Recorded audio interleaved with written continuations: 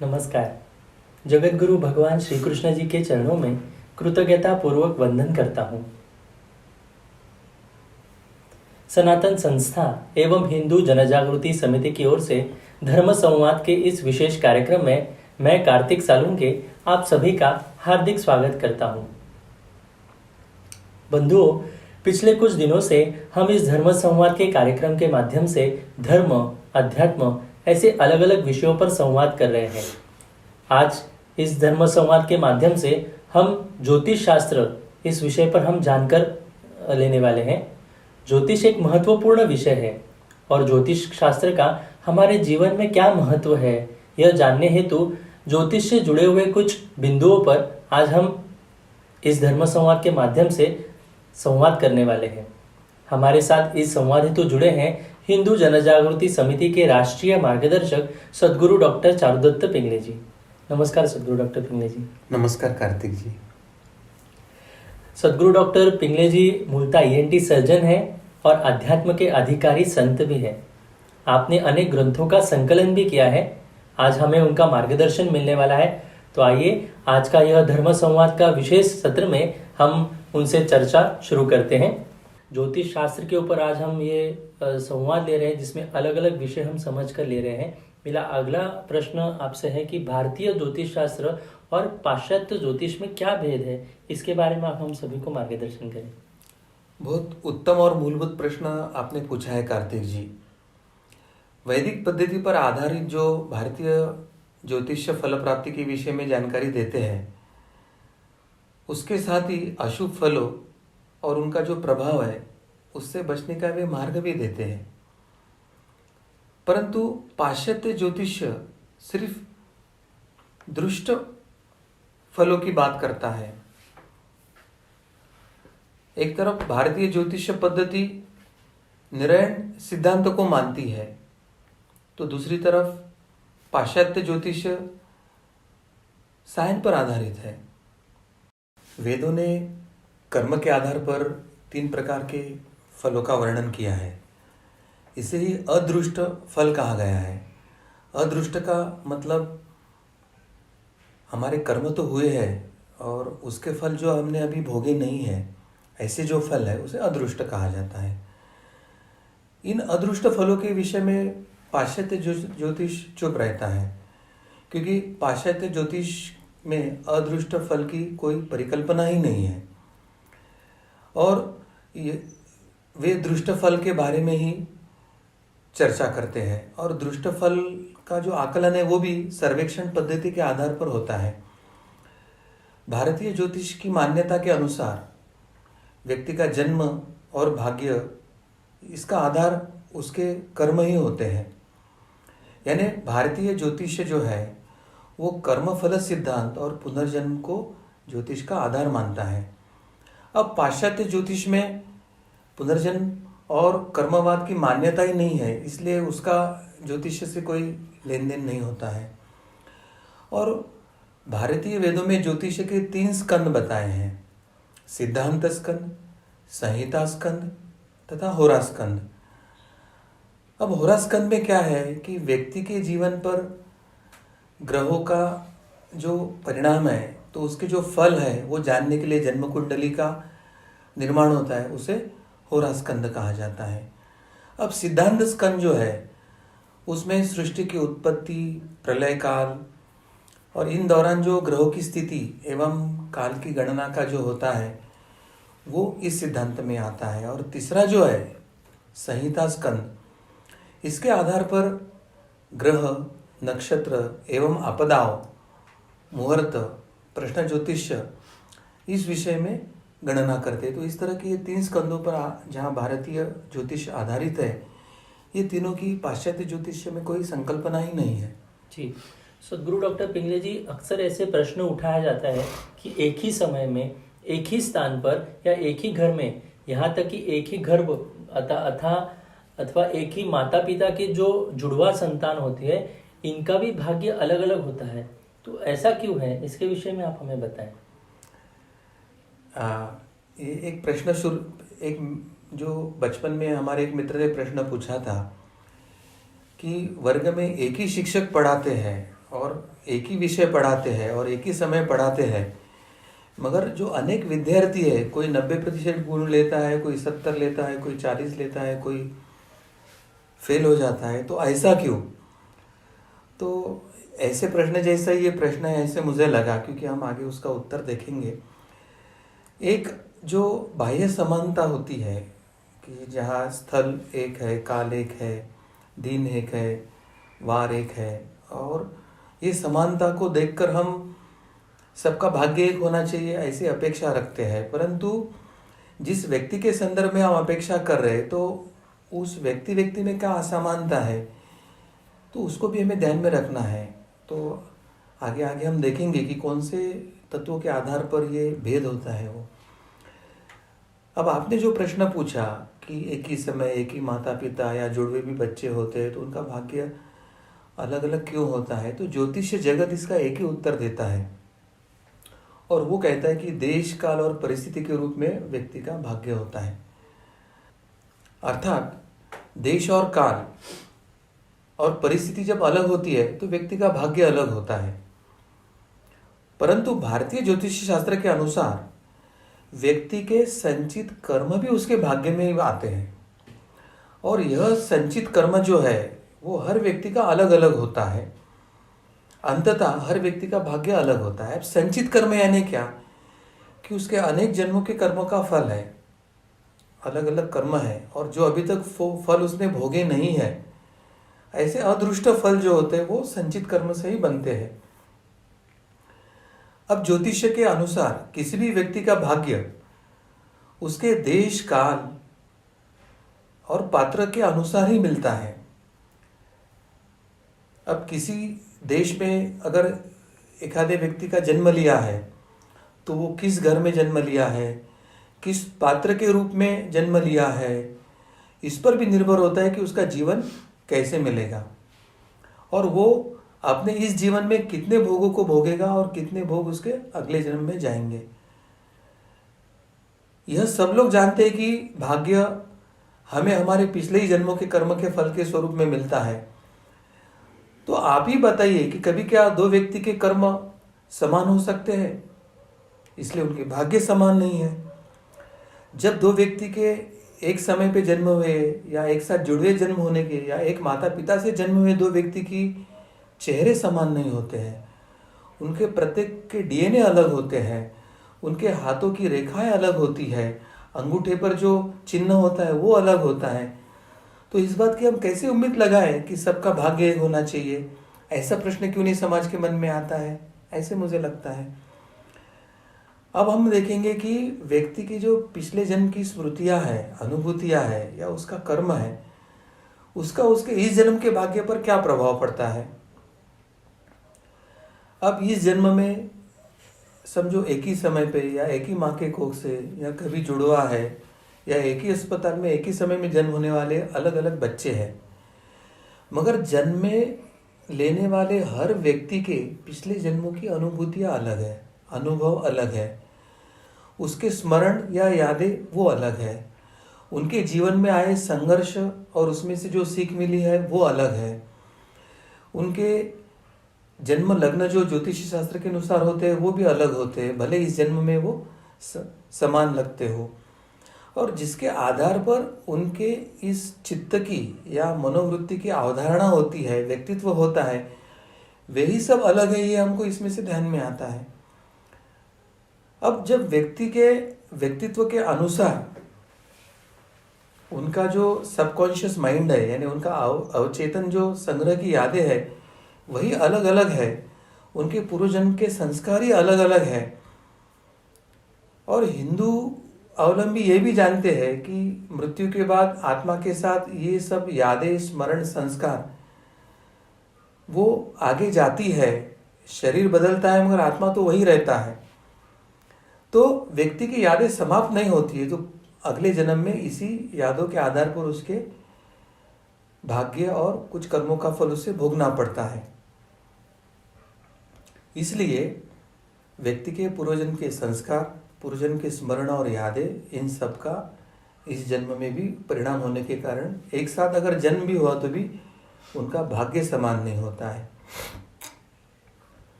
अगर हम ये समझते हैं कि आत्मा जब मृत्यु के बाद आगे जाती है और उसके यादें वगैरह कुछ लेके नहीं जाती, अगर वो समाप्त हो जाती है तो उन्हें ना तो अपने पितरों का स्मरण होना चाहिए, ना तो अपने कुल की याद आना चाहिए।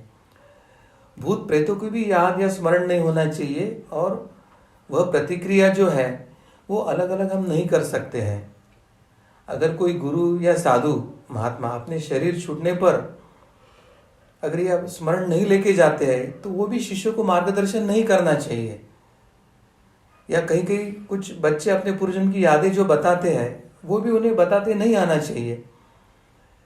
मगर गुरु और साधु महात्मा अपने शिष्यों को मृत्यु के बाद भी मार्गदर्शन करते हैं। बहुत से बच्चों को अपने पूर्वजन्म की वो कुछ बातें बताते हैं।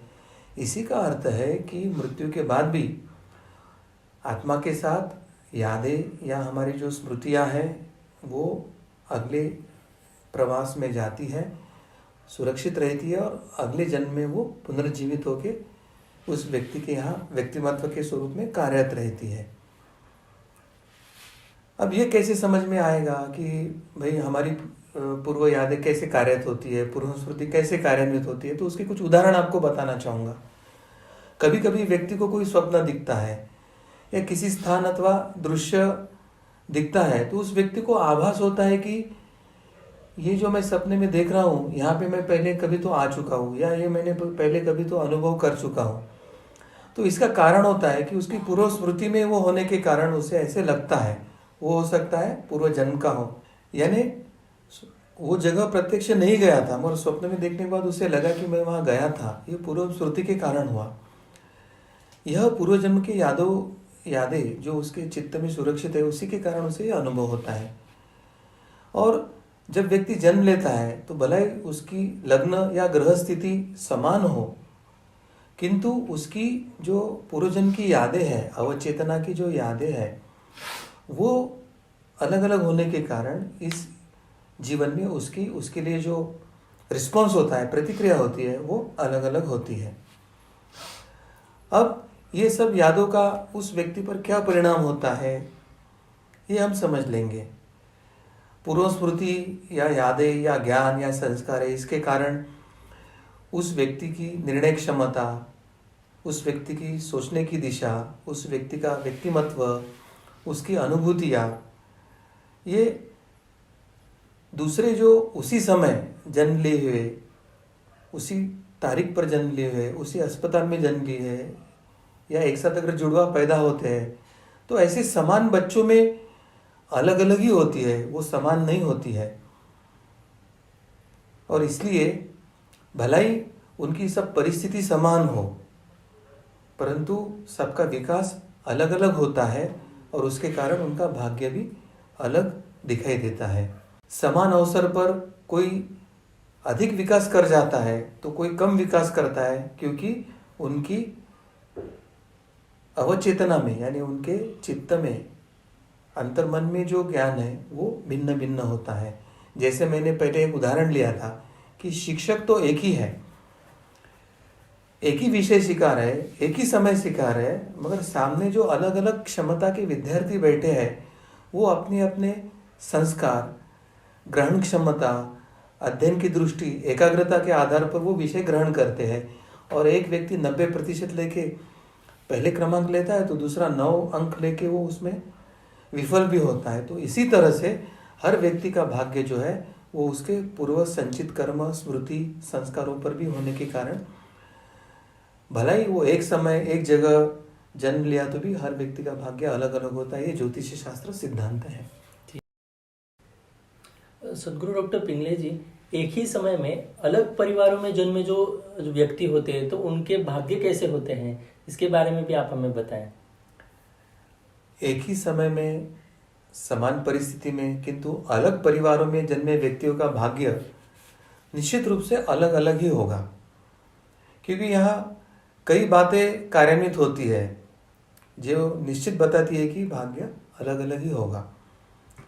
यानी ऐसे लोगों में जो मैंने अभी बताया था कि उनके चित्त में जो पुरानी यादें हैं, संस्कार है, ज्ञान है, अनुभव है, वो अलग अलग ही होती है। उसके बाद घर परिवार अलग है, माता पिता अलग है, तो उन पर कार्य जो शक्तियाँ है वो अलग है, उनकी ऊर्जा की स्थिति है वो अलग है। जन्म लेने वाले बच्चे हैं, उनके आनुवंशिक गुणों के साथ जन्म के बाद जो उनके प्रगति या विकास के लिए जो वातावरण मिला वो भी उसको प्रभावित करता है। माता पिता हो, दादा दादी हो या परिजनों के कर्मानुसार परिवार का वातावरण सकारात्मक अथवा नकारात्मक ऊर्जाएं वहाँ कार्यान्वित होती है, अथवा अनेक शक्तियाँ वो परिवार या कुल से जुड़ी होती है। अब घर के संदर्भ में देखें तो वास्तु या घर से संदर्भ में अलग अलग ऊर्जाओं का प्रभाव उस वास्तु में हो सकता है। उनकी जो कुल देवता या देवी है उनकी प्रकृति और कार्य अलग अलग हो सकते हैं। उनके पितरों की स्थिति और पितरों का कष्ट, इसका प्रमाण और परिणाम दोनों अलग अलग हो सकता है। और इन सब दृष्टि से देखें तो वो दोनों का फिर भाग्य अलग अलग होना तय है। और यह सब बातों का उन बच्चों पर जो प्रभाव होता है, इनके कारण उन बच्चों का जो विकास यानी प्रगल्भता है, प्रगति है या सोच है या उनके अनुभव है, ये सब उनको प्रभावित करती है। इसका परिणाम क्या होता है कि भिन्न वातावरण में विकास होता है, परंतु प्रतिक्रिया भी भिन्न हो जाती है, जिससे उन बच्चों की उन्नति की या भाग्य की जो दिशा है वो अलग हो सकती है। लाखों वर्षों के जो संचित आनुवंशिक जो गुण है या उसमें जो परिवर्तन हो रहा है, उसका भी प्रभाव बच्चों के प्रकृति या व्यक्तिमत्व पर पड़ता है। अब परिणाम क्या है कि एक बच्चा जो है एक ही समय दूसरे परिवार में भी जन्मा है, एक परिवार में जन्मा है, तो वो पूर्णतः अलग है, उनका भाग्य अलग हो गया है। जब एक गर्भ में समान समय में बच्चों और अलग परिवारों के समान परिस्थिति और समान बच्चे में इतना अंतर आ जाता है, तो अलग अलग परिस्थिति, अलग अलग पारिवारिक स्तर में एक ही समय जन्म लिए हुए बच्चों में कितना अंतर आएगा, यह आप समझ सकते हैं। इसलिए कोई बच्चा गरीब परिवार में जन्म लेता है तो कोई राजा बनकर आता है, जबकि समय समान है, परंतु एक जन्मा राजा बनता है तो दूसरा राज्य गंवाकर भिखारी बन सकता है। तो ऐसी विविधता एक ही समय पर जन्म वाले बच्चों में भी हम अनुभव कर सकते हैं। जी, सदगुरु डॉक्टर पिंगले जी, मुझे इसमें ही प्रश्न आपसे पूछना था कि एक ही अस्पताल में समझो किसी प्रसूता ने एक ही समय पर अगर 2 जुड़वा बच्चों को जन्म दिया है, तब भी उनका भाग्य अलग होता है?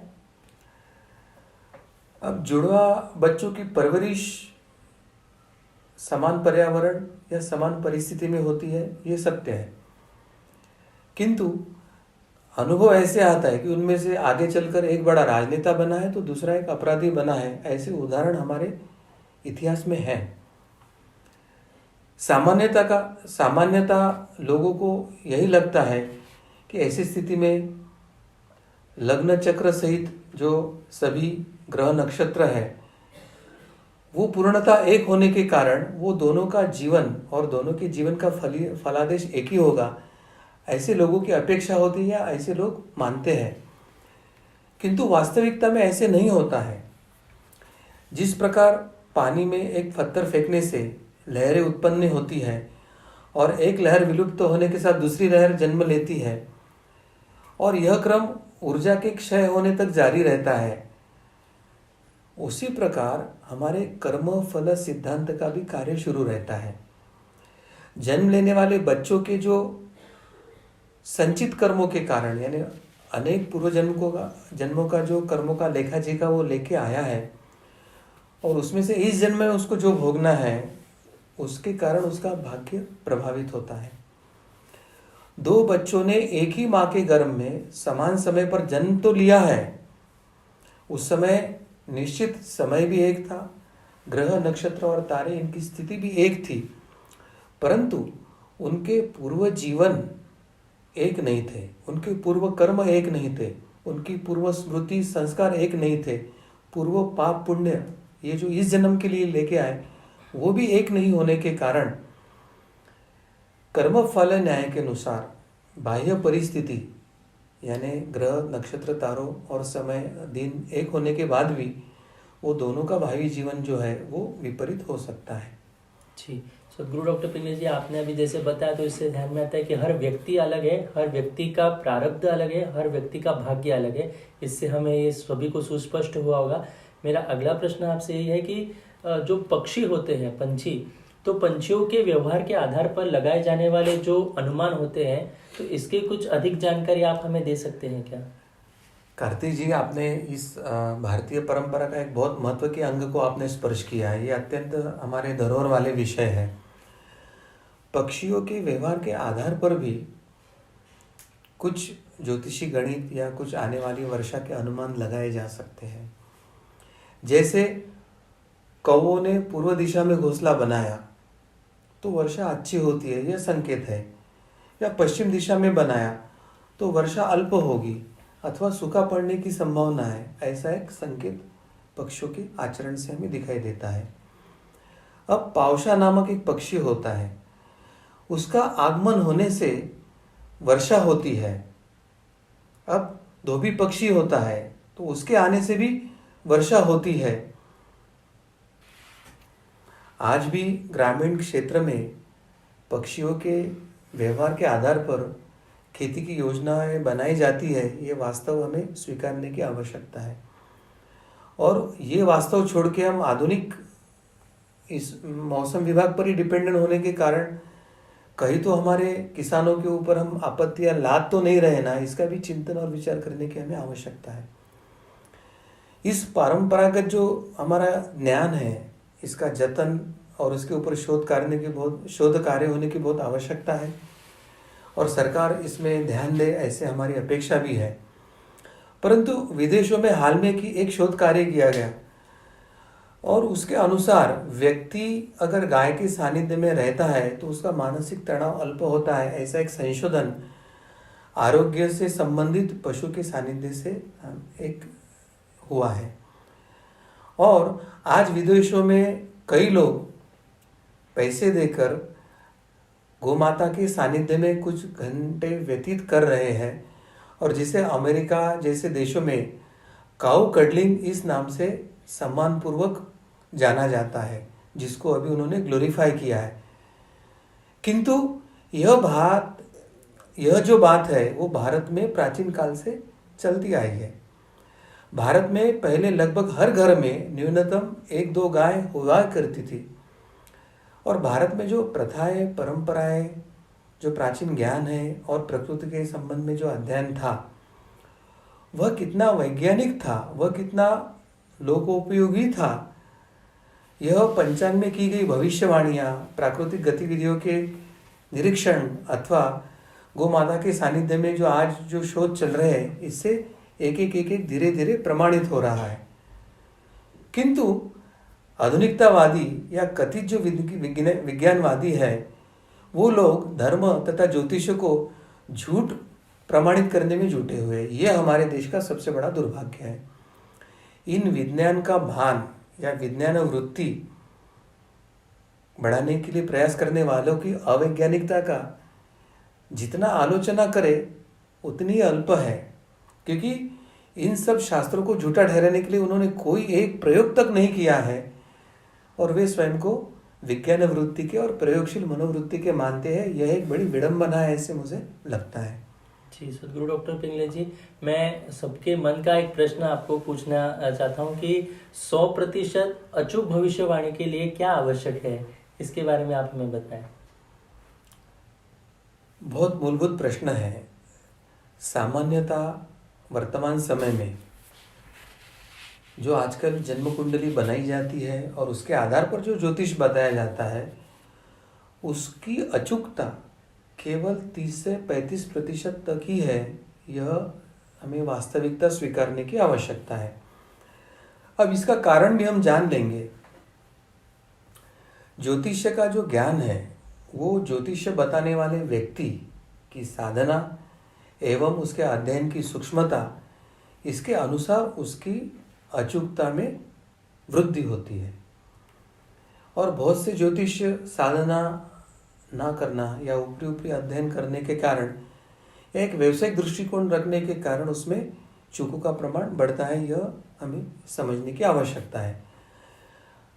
अब अभी जो कुंडली बनती है वो नर्स या डॉक्टर ने बताए समय पर बच्चों की जन्म कुंडली बनती है तो 30 से 35% उसका फल होता है, अचूकता आती है।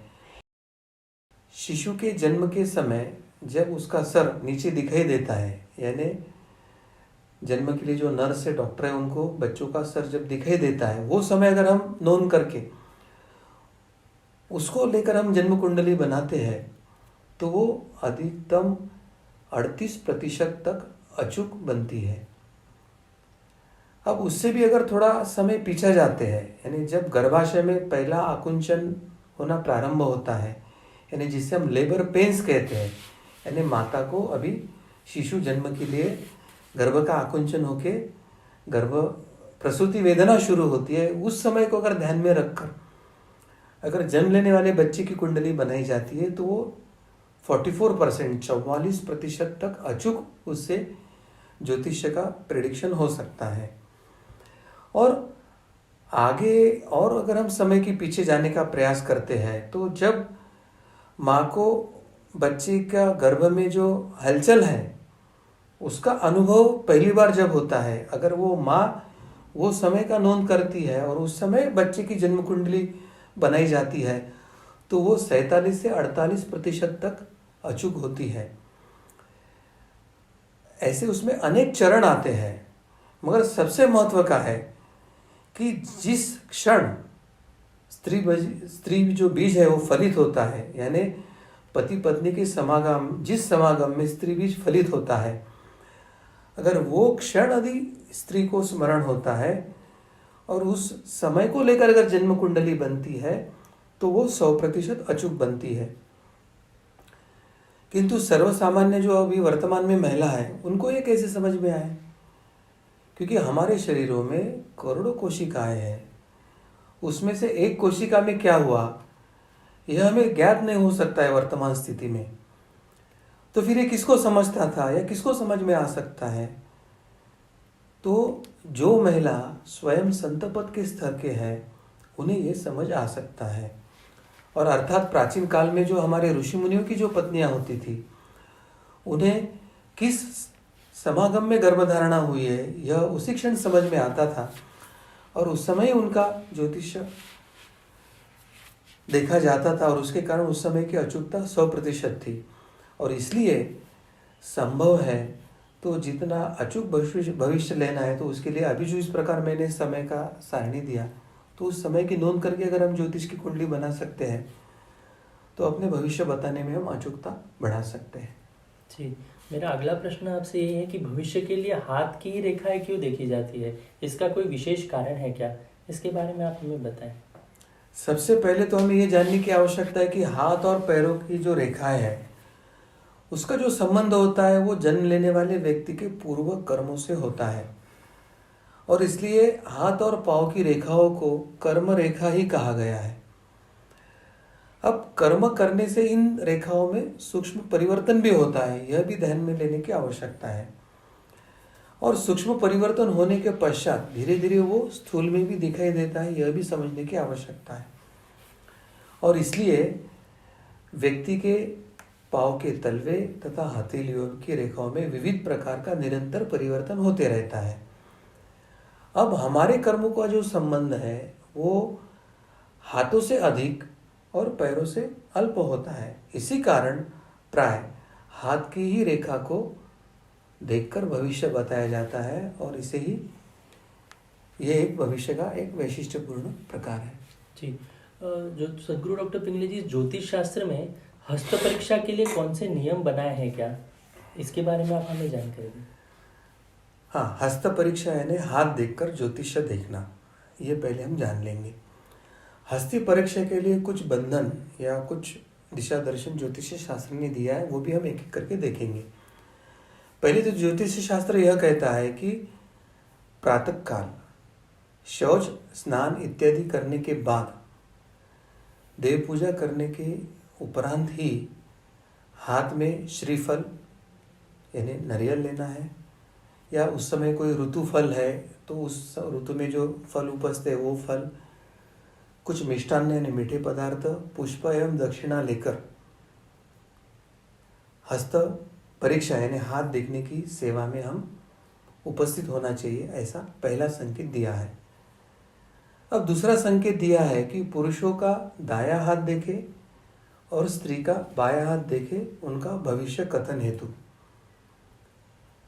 अब वर्तमान जीवन की जो जानकारियां है वो दायां हाथ से प्राप्त होती है, तथा पूर्व जन्मों के जो कुछ कर्मफल है या हम जो भाग्य लेके आए हैं जिसे हम प्रारब्ध कहते हैं, उस विषय की जानकारी बाएं हाथ की रेखाओं से प्राप्त होती है, ऐसी सामान्यतः नियम है।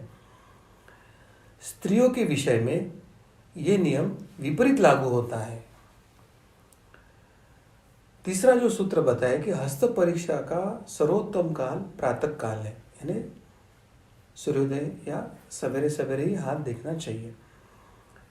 अब कब ना देखे तो इसके बारे में ज्योतिष शास्त्र बताता है कि ग्रहण के समय ना देखे, शमशान में ना देखे, आप किसी राह पर मार्ग पर चल रहे हो तो रास्ते में रुक के किसी का हाथ ना देखे, या भीड़ भाड़ में किसी का हाथ ना देखे।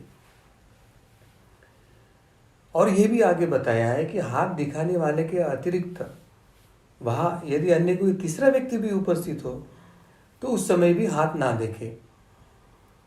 और सबसे महत्व का है कि जल्दबाजी में हाथ देखना वर्जित ही बताया है।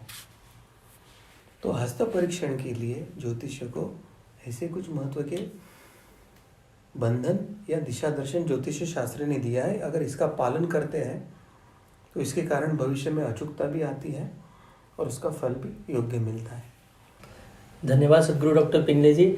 इस धर्म संवाद के माध्यम से ज्योतिष शास्त्र से संबंधित अनेक प्रश्नों के उत्तर एवं शंकाओं का समाधान आपने हमारा किया है, इसलिए हम सभी आपके प्रति बहुत बहुत कृतज्ञ हैं।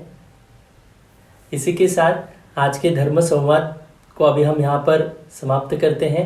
इस धर्म संवाद सुनते समय यदि आपके मन में कोई शंका निर्माण हुई हो तो आप अपने चैट बॉक्स पे अवश्य दे सकते हैं। आपके कोई सुझाव हो तो वो भी आप हमें अवश्य दे सकते हैं। आपके सुझाव हमारे लिए अत्यंत महत्वपूर्ण होंगे। आपके मन में जो भी शंका निर्माण होती है तो उनकी शंकाओं का समाधान करने का हम आने वाले धर्म संवाद में अवश्य प्रयास भी करेंगे। आप अवश्य ये जो देख रहे हैं इसको शेयर कीजिए, अनेक लोगों तक ये जानकारी पहुंचाने का प्रयास कीजिए। आप ये कार्यक्रम अगर फेसबुक के माध्यम से देख रहे हो तो फेसबुक के माध्यम से हिंदू अधिवेशन यह पेज आप लाइक कर सकते हैं। साथ ही यूट्यूब के माध्यम से जो हमारे दर्शक देख रहे हैं वो यूट्यूब चैनल को सब्सक्राइब कर सकते हैं, ताकि आने वाले समय में जो भी हमारे वीडियोस होंगे वो आप देख पाएंगे, इसकी जानकारी आपको अवश्य मिलेगी। भगवान श्री कृष्ण जी की असीम कृपा से आज का यह विशेष धर्म संवाद यहीं पर संपन्न हुआ, ऐसे मैं घोषित करता हूँ। नमस्कार।